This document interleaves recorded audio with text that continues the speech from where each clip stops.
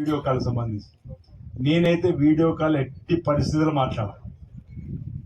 నేను నా ఊహ తెలిసినప్పుడు వీడియో కాల్ అంటే ఎట్టి పరిస్థితుల్లో ఎవరైనా వీడియో కాల్ రమ్మంటే రాను.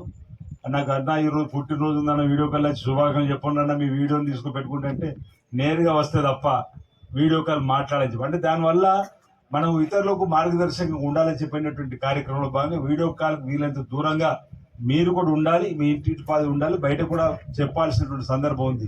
అదొక వ్యసనంగా మారేటువంటి సందర్భంలో అందరూ మంచి వాళ్ళుగా ఉండరు. కాబట్టి వీడియో కాల్ అనే దానికి ఒక జూమ్ మీటింగ్ లో పాల్గొంటే మీకు అంటే అందరు ఆఫీసర్లు కానీ వీడియో కాల్లో మాట్లాడడం కోసం ప్రయత్నం చేయకుండా ఉంటేనే మంచిది. సైబర్ నేరగాళ్లకు చాలా దూరం ఉంటే మంచిది.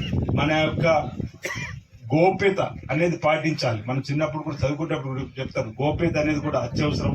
మనకు సంబంధించిన పరిస్థితుల అంశాలను కూడా వీలంత తక్కువగా ఎదుటి వాళ్ళ దగ్గర మాట్లాడే ప్రయత్నం చేస్తూ ఎలాంటి నేరాలకు అవకాశం ఇవ్వకుండా ఎలాంటి చేయకుండా మీరందరూ కూడా చక్కగా నేర్చుకోవాల్సిన అవసరం ఉందన్నమాట ఈ సందర్భంగా. ఎందుకంటే ఈ వయసులోనే మంచిది చెడేది అని తెలుసుకుంటే భవిష్యత్తులో కూడా మరి బాగుంటుంది, సమాజం కూడా అభివృద్ధి పథకంలో పోవడానికి బాగుంటుంది. కాబట్టి మంచిని స్వీకరించి చెడును వదిలేస్తూ ముందుకు పోయేటువంటి క్రమంలో మీరందరూ కూడా మరి ఇలాంటి క్లాసులలో పోలీస్ శాఖ ఏర్పడేసిన దానిలో రావడం, ఈ సంబంధించింది మీరు వినడం, ఈ విన్నది నలుగురు చెప్పేటువంటి కార్యక్రమం చేసేటువంటి పరిస్థితిని మరి తీసుకురావడం అనేది చాలా మంచి కార్యక్రమంగా నేను ఈ సందర్భంగా భావిస్తూ భవిష్యత్తులో కూడా మీరందరూ విద్యార్థులు మీ తల్లిదండ్రులు పెట్టుకున్న నమ్మకాన్ని మమ్ము చేయకుండా